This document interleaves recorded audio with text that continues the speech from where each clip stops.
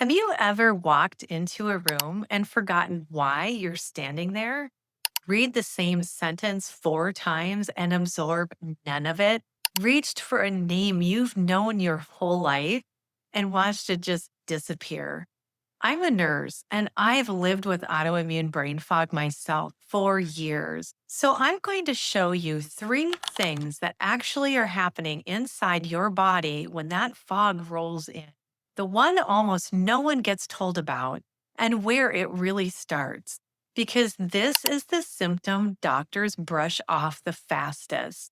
Brain fog in autoimmune women is one of the most understood symptoms that I see, that heavy, cotton wrapped feeling where you can't hold a thought or feel like yourself. That isn't normal aging and it isn't just stress. It has a real physical cause happening in your body right now.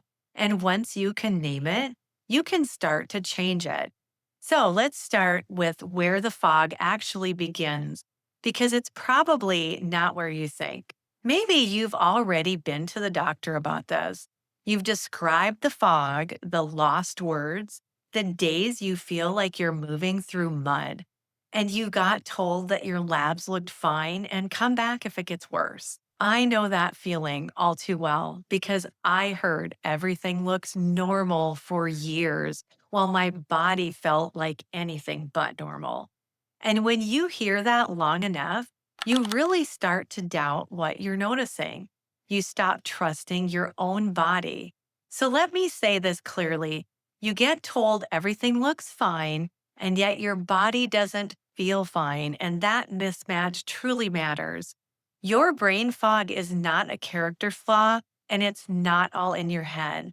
It's a signal, and it's rarely one single problem.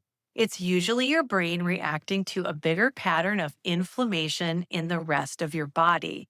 So instead of asking what's wrong with my brain, the better question is, what's my body trying to tell me? The first answer almost everyone is surprised by. Your brain fog might be starting in your gut.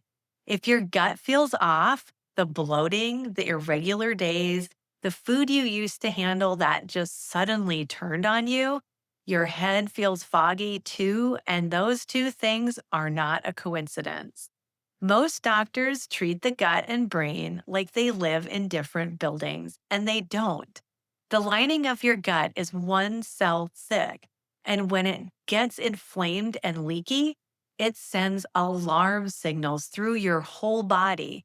And here's the part that matters: your brain has its own protective barrier, and it responds to the same inflammation. When the gut lining loosens, the brain's barrier can loosen as well. And that lets inflammation reach the brain tissue that's supposed to stay protected. An inflamed brain is a foggy brain. This is the piece that finally clicked for me. When I started treating my gut as the root, eating in a way that calmed the inflammation instead of feeding it, my focus was one of the first things to come back online. So here's your step. Notice whether your fog gets worse a few hours after you eat. Your gut may be talking to your brain, and the message shows up as fog. If you want help spotting those patterns, I made a free autoimmune relief and energy workbook that walks you through tracking how your food, your energy, and your symptoms connect. I've linked that down in the description, and it's free for you. But the gut is only one source because for a lot of autoimmune women, the fog has a hidden driver almost no one thinks to test for. The second thing happening inside your body might be a virus you were told to just forget about. Most of us, like myself, has caught the Epstein-Barr virus, which is mono, the kissing disease. And most of us were told that once it passed, it was totally done and went dormant and there's nothing to worry about. But that's not true. For a lot of women with autoimmune disease, a virus like that can wake back up, especially under stress. And that was my case. And it can quietly keep the immune system switched on.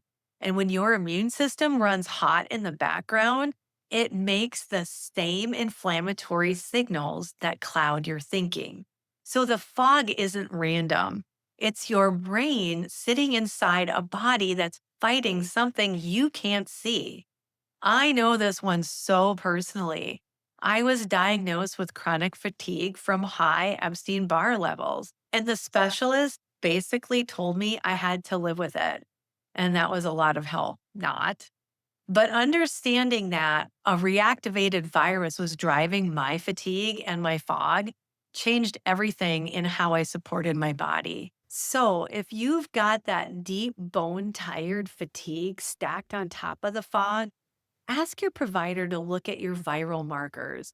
Get curious about it. And that's where the real answers start. And then there's the third one that I wish someone had explained to me 20 years earlier because it hides behind a lab result. And everyone keeps calling that normal. This last one, for every woman who's been told her thyroid is fine and still can't think straight, your doctor only checks one number, and that's your TSH. It lands inside the normal range and you get sent home. But that one number, TSH, does not tell you whether your brain is getting the thyroid hormone that it needs. Your brain runs on the active form, the one called T3. And in autoimmune thyroid conditions like Hashimoto's, two things can go wrong even when your TSH looks fine. Your body may not be turning thyroid hormone into that active form very well, and your immune system may be making antibodies against your thyroid.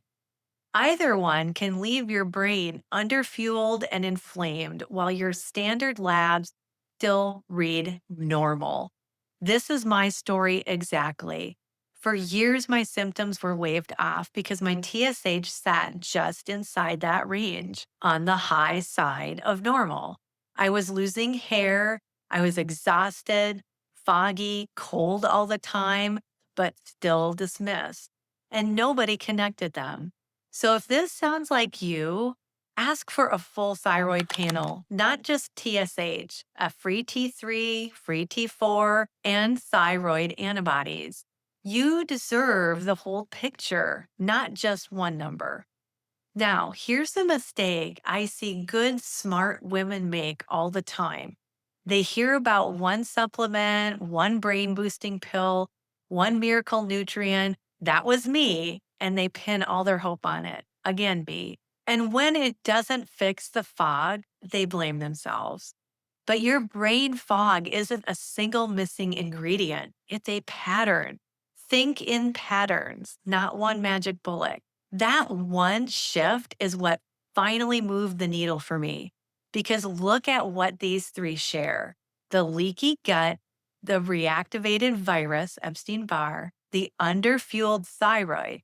Every one of them ends the same way, with your brain sitting inside your body that's inflamed and overloaded. That's the thread. Your fog is your brain reacting to the load the rest of your body is carrying.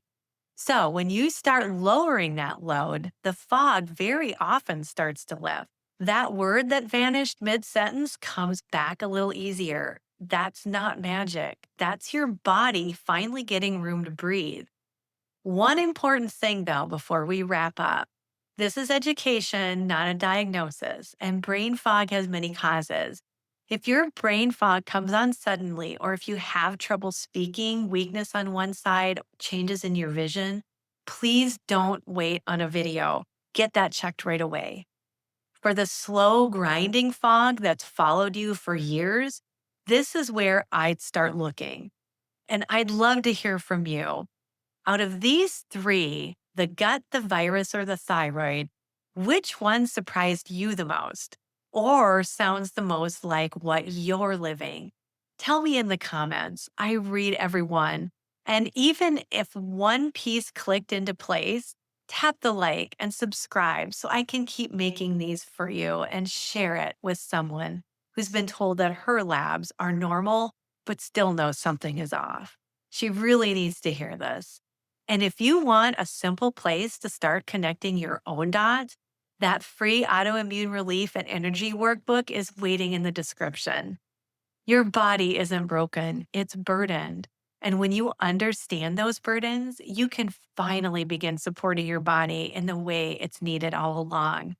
Please take care of yourself because you deserve to feel better. And remember, we are all in this together. I'll see you in the next one.